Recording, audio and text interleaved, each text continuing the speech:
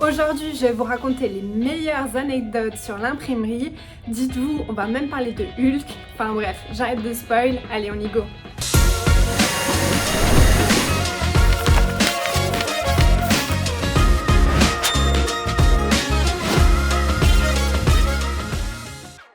Tout commence au milieu du XVe siècle avec un certain Gutenberg.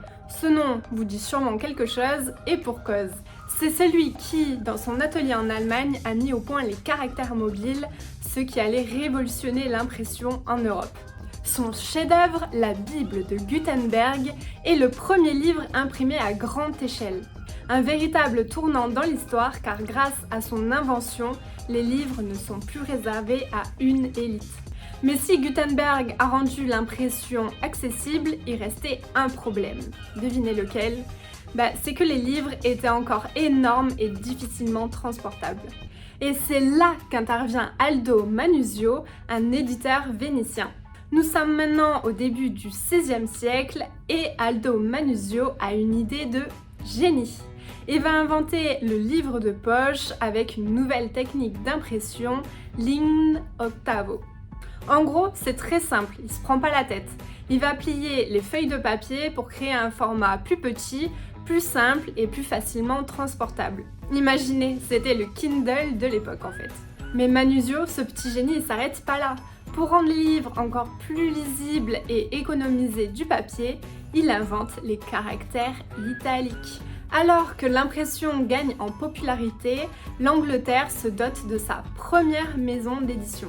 En 1534, le roi Henri VIII, connu pour ses 6 mariages et son tempérament, disons, sanguinaire, fonde la Cambridge University Press.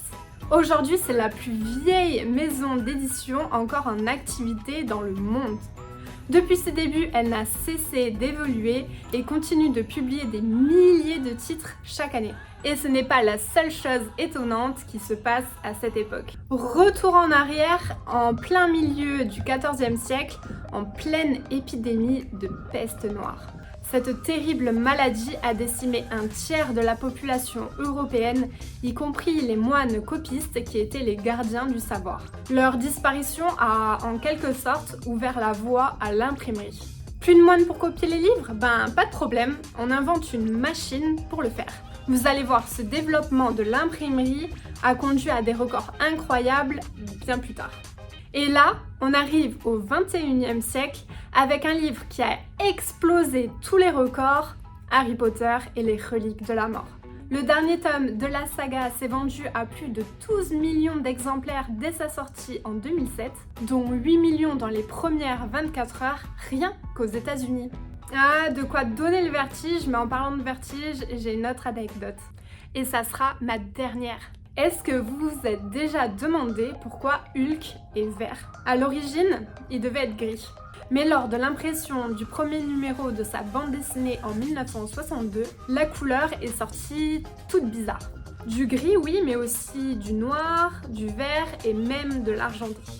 Plutôt que de tout recommencer, Stan Lee, le créateur du personnage, a décidé de laisser Hulk vert. Un choix qui s'est avéré plutôt percutant. Et voilà, cette vidéo est terminée.